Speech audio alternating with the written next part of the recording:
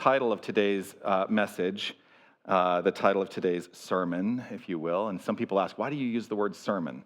I say, well, a sermon is meant to be inspiring as opposed to a lecture or even a Sunday message, which may be construed as just being educational. My desire is to be inspiring. This week's sermon is called Toss the Dice. Toss the dice, right? And it is a phrase I think that we could all probably agree implies risk or chance or unpredictability. So why would a New Thought minister refer to his talk as toss the dice? Why?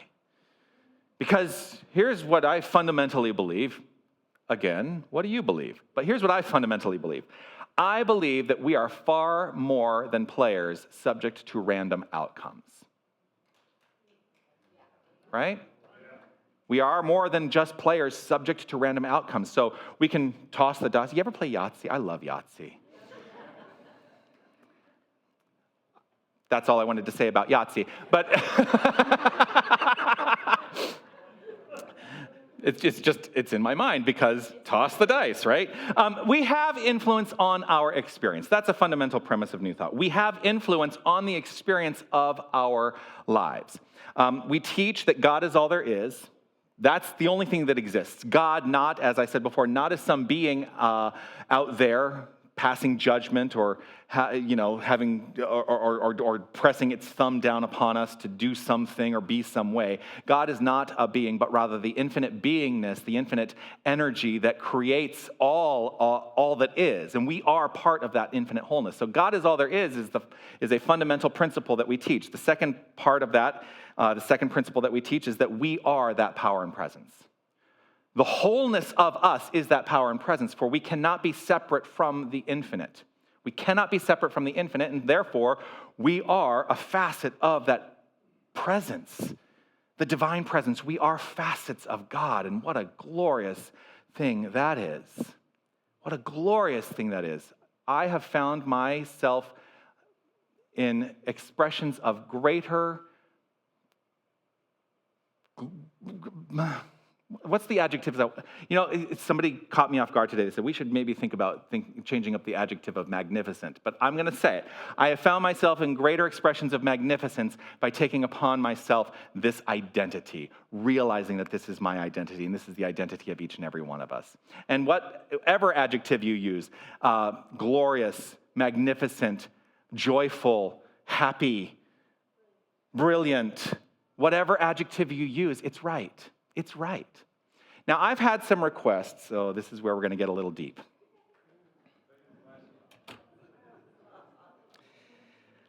I have had some requests that I introduce into the Sunday experiences the ideas of quantum physics and their intersection with spirituality.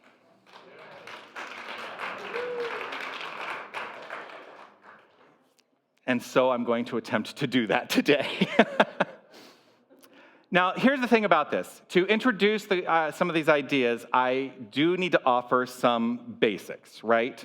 I do need to offer some basics, some basic premises upon which the quantum idea is built.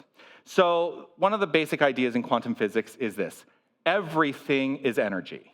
Everything is energy. Even what we perceive to be physical matter, at its core, it is energy. It's just energy, right? Not solid matter. There is actually nothing solid. We just perceive solid things. And I'll tell you about that in just a moment. Now, Thomas Troward, one of the guiding thinkers, one of the guiding thought leaders in New Thought, had a whole talk on spirit and matter. And he said that spirit is in the realm of thought and matter is in the realm of form, right? And he kind of separated those two. We have evolved past that idea where the form is the thought in form. They're exactly the same thing. You with me so far? It's like, because I know this stuff gets real confusing. That's why I try to avoid it on a Sunday. But we're gonna keep going there. So everything is energy, even what we perceive to be material form, it's all energy. I always say, if you take it down to its finest particle and go deeper and deeper and deeper and deeper into the subatomic particles, what you find is energy. That's it. You find energy. So that's one. This energy exists. This is the second part of the quantum ideas that I want to offer. This energy exists in a state of probability. What does he mean by that? It means it is not formed. This energy is not formed until something acts upon it.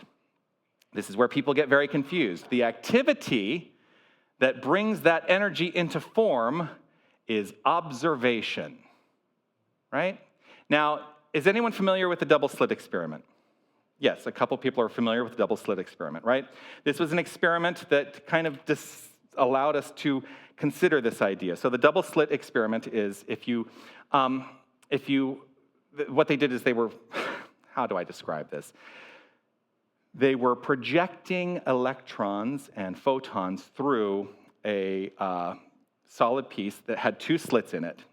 And on the other side, they were seeing how they would react with, being projected onto the surface behind that object that had two slits in it. And you would think that it would show up if you were projecting through particles, the particles would show up as two separate lines. And so the perception is, we're sending electrons, we're sending photons through, we perceive those as particles, and so they should show up as two lines. But what was happening is that they were showing up as multiple lines in what they would call an interference pattern. What that was suggesting is that those particles were behaving like waves. Now, we can go really deep into this. That's all I want you to know about it. If you want to go watch the 20-minute videos on the double slit experiment, please be my guest. But what they were doing is they were projecting these through, and it was creating an interference pattern. Many bands, not just two bands, but many bands of, right? They introduced something into the experiment, though. They introduced an observer, where they set up a little way of observing the particles before they passed through the slits. And when the observer was in place, the behavior changed. It no longer showed up as an interference pattern with multiple lines. It showed up as two distinct patterns, right? Two distinct lines. That's the double slit experiment. That's about as much as I can try to express it on a Sunday morning at 10:37. The point of it is this. The observation changed the behavior. What causes that? That's the ultimate question. What causes that? The observation changed the behavior. So that's the second idea that I wanted to offer. The third idea is a concept called quantum entanglement. Quantum entanglement, what does that mean? Quantum entanglement means this: everything is connected. Everything is connected. Space and time have no bearing on that connectedness. Imagine, I'm going to go back to the metaphor now. Imagine two dice, right? Imagine two dice, and as you roll those dice, no matter how far apart you put them, whether they're on opposite sides of a room or opposite sides of the universe, imagine that you roll one and the other instantly shows the same result.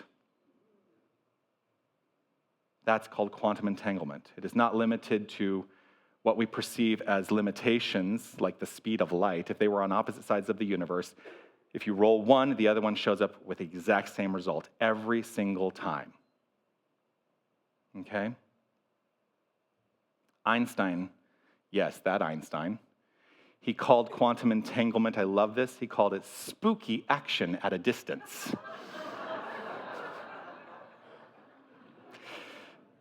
Maybe this would have been a better message around Halloween.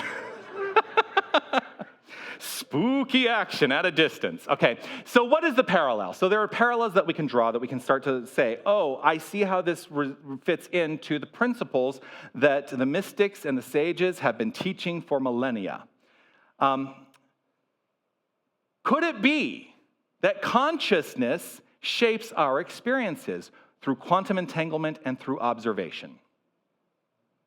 That's fundamentally what we teach. Our consciousness, our use of the infinite consciousness, shapes our experiences, right? The universe, every aspect of the universe is responsive to our thoughts, our beliefs, and our feelings. I think you've heard a minister say that a lot, right? I say it pretty much every single week.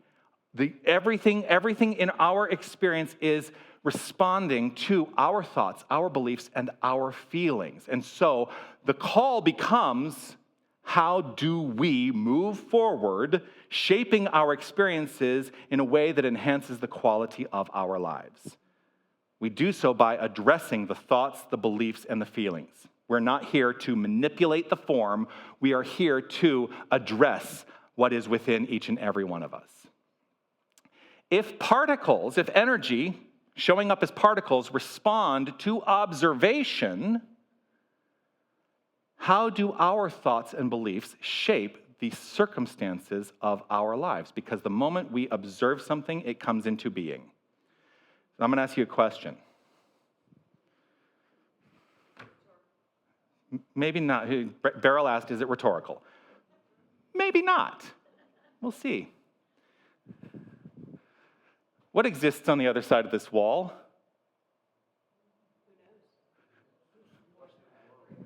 The rest of the world, I heard. Who knows is an answer. Barbecue. Well, that's actually on the other side of that wall. If you believe that it's there. If you believe that it's there. I mean, there's some level of saying nothing exists on the other side of that wall until we decide that it exists. And the very act of considering something existing on the other side of that wall is our observation of it. It brings it into expression in that instant. This is the power that we have over our lives, because it's not just about the things on the other side of that wall. It's about the things that are right here within each and every one of us. How do we move forward? Knowing that we shape our lives with every thought, with every belief, and the feelings that are wrapped up in that. Spirit, the infinite spirit that we sometimes refer to as God, the infinite source energy, it is unlimited. It is ever present. It is always expressing, and it is always expressing by means of each and every one of us. It is the ultimate observer in some way, and we particularize that observation. We are surrounded by an infinite possibility, Ernest Holmes offered. It is goodness, life, law, and reason. As facets of the infinite spirit, which is what I often refer to us as, we are each and every one of us facets of this infinite spirit. We are facets of infinite possibility. Infinite possibility. There is no limitation. This month is unlimited. That's the theme. There is no limitation on what we may choose to be in this world, in this expression, in this experience, except our own decision to limit what we are and how we are. In class, I often say one of those phrases that gets thrown around a lot. Our belief sets the limit to the demonstration of our lives. Our belief sets the limit to that which is inherently unlimited. And so what are you choosing to believe today? Are you choosing to continue to believe in limitation? As facets of this infinite possibility, it seems to me that we possess unlimited potential to shape our reality. We have been empowered in that. Not because the power was given to us, but because we are the power. We are the power. Just as particles respond to observation, our lives respond to the focus and clarity of our consciousness. I'm going to say that again. I think that's a really important thing to really consider. Just as particles respond to observation, like that double slit experiment, right? Just as particles respond to observation, our lives respond to the focus and clarity of our consciousness. And while outcomes may seem uncertain, right? Like, oh, the outcome seems uncertain. It's just a toss of the dice, right? Our focused intention acts as a guiding energy. Our focused intention acts as a guiding energy. And we are called upon, I believe, to allow our impulse to action be expressed through our spiritual practice. You often hear me talk about the power of prayer. And when I teach classes, the foundations class, this has come up a few times. It definitely comes up when I will teach the prayer class. The power of prayer is not in trying to change or manipulate circumstances. It is about what we change within our own minds and our relationship to the circumstances. And what inevitably happens is the circumstances conform through a change in our own mind and in our own heart. And if we are seeking to change something in the world, let our prayers be rooted in a consciousness of love, and let that love impel us into the action.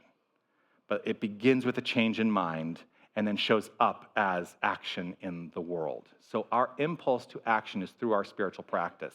And we are, each and every one of us, immersed in an infinite receptivity.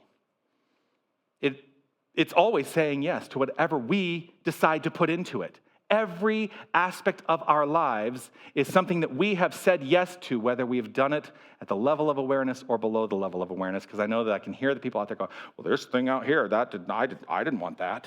I did not want that. No way. No, I did not.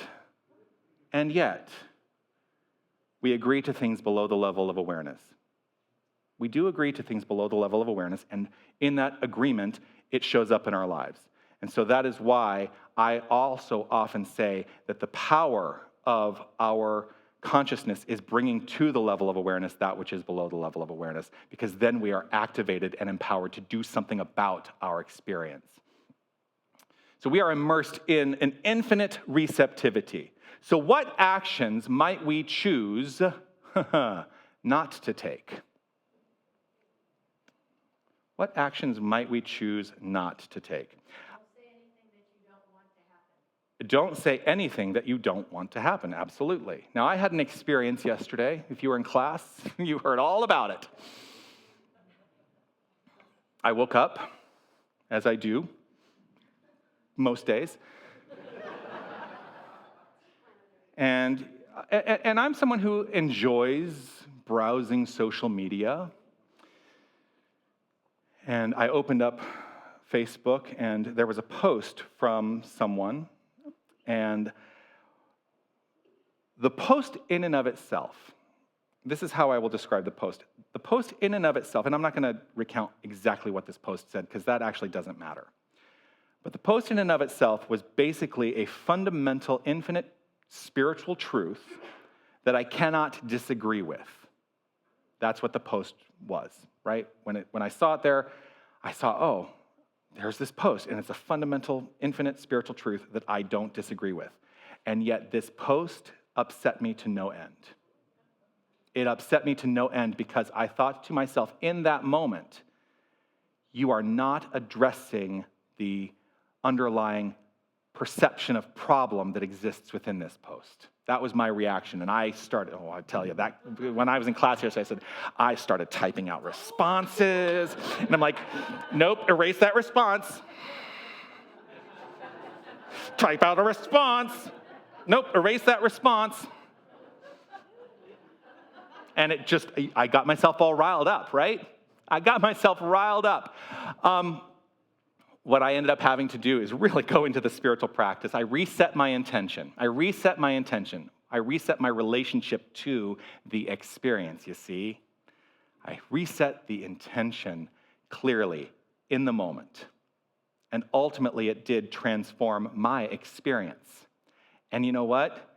It doesn't matter that other person had no idea the effect of their post on me. Had nothing to do with them. It was entirely my responsibility to address what was happening in my heart and in my soul in relationship to what I was reading. Yeah. So if I'm going to use this word, triggered by things you read online, it has nothing to do with that other person. It is entirely our responsibility to address it. Charles Fillmore offered this. He said, the visible outer world with all its social, religious, and political laws, customs, and ceremonies, is but the flimsy screen upon which the mind throws its incongruous opinions. He continues, God's thought is love, the inherent potentiality of the God self, which knows neither persons nor things, mine nor yours, but a universal unity in which perfect equity and justice reign in joint supremacy. All philosophers and sages have recognized this silent cause as the perpetual outflow from center to circumference. Isn't that a great quote? All of expression is a projection of something inherent within each and every one of us. So what are you projecting out into expression today? In what manner are you utilizing your observational mind to experience the world? What are the observations you are making? And what is your relationship to those observations? The projection is shaped by our individual belief and also by collective beliefs with which we agree. Right? I talked about that last week. Collective beliefs, group thought. If we agree with it, it becomes part of our experience. But the fundamental truth of spirit, the fundamental truth of God, the fundamental truth of this infinite divine quantum field is love. The infinite fundamental truth of it is equity. The infinite fundamental truth of it is justice. And its nature, being impersonal in what it offers in expression, does not stop us from believing in ideas of limitation. Ugh.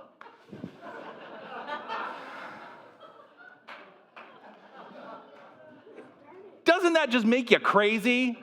Wouldn't it just be easier if we didn't ever have an idea of limitation and we walked around saying, I am unlimited?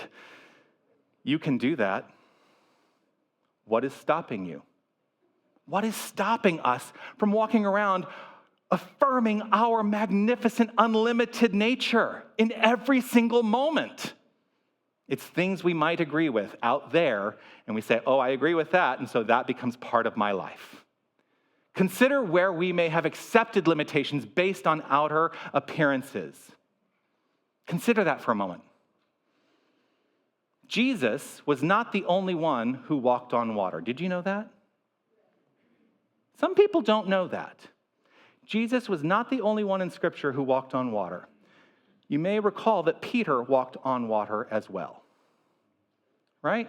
So, after the feast, the apostles, they go out into the boat and they all, they're out there and it's waves, heavy waves and wind and everything, and Jesus is on shore. And Jesus is like, oh, look, there's the boat. And he's like, okay, this is my impression of Jesus, right?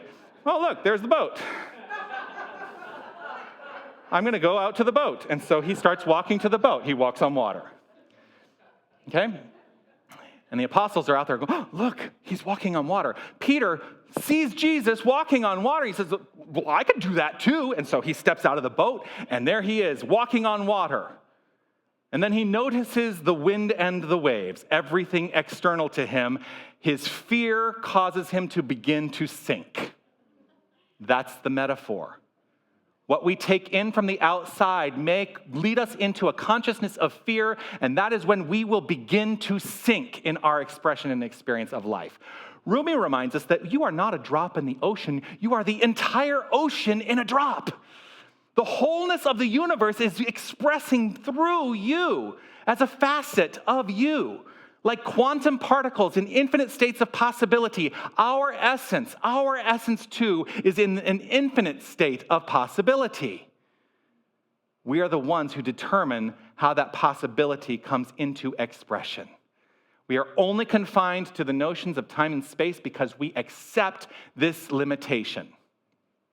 We are only confined to the notions of time and space because we accept this limitation. And I'm actually okay with that because I like the experience of life in time and space. I'm enjoying it. So I'm okay with that right now. But I also choose the expanded perspective that sees beyond the physical to the boundless potential of spirit, which we all embody. Through the alignment of consciousness, through the alignment of consciousness with the infinite divine source, the quantum field, that field of infinite potential, I open doors to the experience of the miraculous. We are each and every one of us empowered to express miracles in our lives. And in fact, just showing up, I think, is a miracle. So let us start acknowledging that being present on this plane of action in our magnificent expression is a miracle. We are, each and every one of us, miracles. Now, life sometimes feels like a toss of the dice, right? Well, today, I think that we should choose to literally toss the dice and never pick them up again. Toss the dice. You don't need to live with uncertainty. You do not need to live not knowing. We are empowered co-creators, facets of divine source, and using its creative power to construct our lives. This is happening whether we are aware of it or not. And awareness, as I said before, is the key to empowerment, to setting our lives on a trajectory that we would like to experience. So move forward with the confidence to live in the moment. Easy and breezy, with peace in our hearts and minds and our souls. Peace and blessings. You are magnificent.